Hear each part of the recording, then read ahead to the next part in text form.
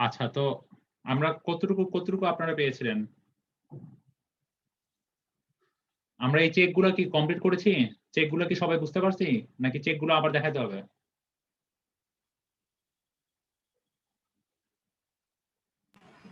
জি sir, বুঝতে পারছি। আচ্ছা, দ্যাট মিনস আমাদের এই ৪ টা কন্ডিশন আমরা চেক দিয়ে ফেলছি। এরপরে যেটা করতে হবে, এরপরে হচ্ছে ফাইনালি আমাদের একটা ছবি ড্র করতে হবে। এখানে আমরা এই চেকগুলা দিয়ে দেখতেছি সবগুলা কন্ডিশনের জন্য ওকে। দ্যাট মিনস আমরা বলতে পারি কি? আমরা হচ্ছে ১ম স্টিফেনারটা ১ম যে ইন্টারমিডিয়েট স্টিফেনারটা বসাইছি সেটা হচ্ছে আমাদের এজ থেকে 36 ইঞ্চি পরে। এর পরবর্তীগুলা কত ইঞ্চি পরপর বসাচ্ছি? সব চেক ওকে। দ্যাট মিনস পরবর্তীগুলা হচ্ছে আমরা 81 ইঞ্চি পরপর। সেটাই বলা হইছে এখানে। এখানে কি বলা হইছে? এখানে বলা হইছে যে ১ম টা হচ্ছে 36 ইঞ্চি পরে বসানো হইছে। আমরা যদি দেখি এখানে দ্যাট মিনস ১ম টা হচ্ছে 36 ইঞ্চি পরে। দ্যাট মিনস আমাদের এখান থেকে এটা হচ্ছে 36 ইঞ্চি। এরপরে আমাদের কয়টা স্পেসিং ছিল? ১ টা স্পেসিং, ২ টা স্পেসিং, ৩ টা স্পেসিং আর এখানে আরেকটা। এখানে আসলে দেখানো হয়নি কারণ হচ্ছে এখানে একটা প্র আ মানে কাটা অংশ করে ওরা এতটুকু পর্যন্ত দেখানো হয়েছে। ঠিক আছে? সো এখানে যদি আমরা বর্ধিত করি এখানে আরেকটা স্পেসিং ছিল। ঠিক আছে? ৪ টা স্পেসিং আমরা কয়টা স্টিফেনার বসাইছিলাম? ৩ টা। দ্যাট মিনস এই যে একটা স্টিফেনার, এই একটা স্টিফেনার, এই একটা স্টিফেনার, ইন্টারমিডিয়েট স্টিফেনার। সো এই স্টিফেনার গুলোর মধ্যবর্তী দূরত্ব কত ছিল? ৮১ ইঞ্চি করে। সেটাই বলা হয়েছে। ৪ টা স্পেসেস আমাদের কয়টা স্পেসিং? ১ টা, ২ টা, ৩ টা, ৪ টা। ৪ টা স্পেসেস আর প্রত্যেকটা স্পেস কত করে? ৮১ ইঞ্চি করে। বুঝা গেছে?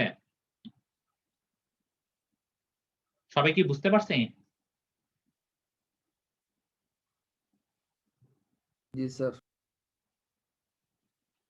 এতটুকু পর্যন্ত আজকে তাহলে পড়ালাম। এখন এতটুকুর মধ্যে কারো যদি কোথাও কোনো সমস্যা থাকে তাহলে বলেন।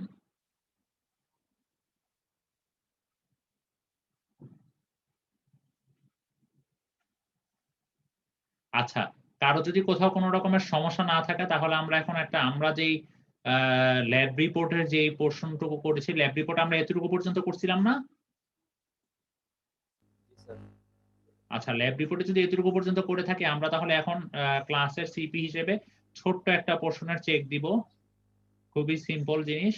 আপনাদের দেখাই কতটুকু অংশ আপনাদের যেই প্রত্যেকে যে ল্যাব রিপোর্টে যেই ডাটা গুলা পেয়েছেন, সেই ডাটা গুলার বেসিস করে আপনাদের যেই সেকশন গুলা নিয়েছেন, সেই সেকশনের বেসিস করে এই যে check for the flexural strength trial সেশনের ফ্লেক্সারাল স্ট্রেংথ চেকটা দিবেন। ঠিক আছে? আর check for the compression flange buckling. That means আমাদের হচ্ছে কম্প্রেশন ফ্লেঞ্জের বাকলিং এর জন্য যে এটা সাস্টেইন করতে পারতেছে সেই জিনিসটার পর্যন্ত চেক দেওয়া এতটুকু হচ্ছে আপনারা এখন একটা সিপি দিয়ে দিবেন। ঠিক আছে? দ্যাট মিনস স্যার আমরা সময় মোমেন্টের কতটুকু চেকটা থাকবে দিব। স্যার?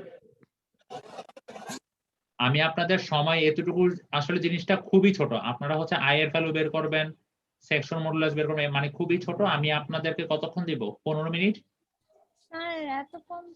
স্যার আপলোডিং টাইম আছে না স্যার? এটা তো স্যার ১৫ মিনিটে স্যার পসিবল না স্যার। আচ্ছা ঠিক আছে। তাহলে কতক্ষণ দিব? স্যার 50 50 মিনিট দিলে হয় স্যার। আচ্ছা আমি আপনাদের ঠিক আছে ১৫ এই ক্যালকুলেশনটা করতে খুব বেশি হলে ১৫ মিনিট লাগবে। আর আপলোডিং টাইম হচ্ছে ১৫ মিনিট। আমি আপনাদের আধা ঘন্টা সময় দিচ্ছি। স্যার ঠিক আছে? 50 মিনিট দেন sir. Sir sir sir 50 minute আচ্ছা 12 আপনারা দিন দেখেন, স্যার। আচ্ছা শুনেন আমার কথাটা শুনেন।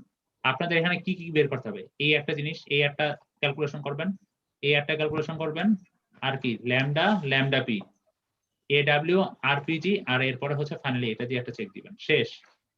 আপনাদের এরকম মাঝখানে যে কথাবার্তা সেরকম কথাবার্তায় কিচ্ছু লেখা লাগবে না। জাস্ট ক্যালকুলেশন পোরশনটুকু করবেন। কোন ছবিও ড্র করা লাগবে না। এটা ১৫ মিনিটেরও কাজ না, ফ্র্যাঙ্কলি স্পিকিং। স্যার তাহলে স্যার 40 মিনিট দিয়ে দেন স্যার। 40 মিনিটও না, আধা ঘন্টা। আমি আপনাদের আপলোডিং টাইম ১৫ মিনিট আর ১৫ মিনিট হচ্ছে করার জন্য। ঠিক আছে? আধা ঘন্টার মধ্যে, কারণ আপনাদের খুব বেশি হলে ৫ টা জিনিস ক্যালকুলেশন করতে হইতেছে। জিনিসগুলো খুবই ছোট, ছোট। আপনাদের ক্যালকুলেশন করতে বেশি সময় লাগার কথা না।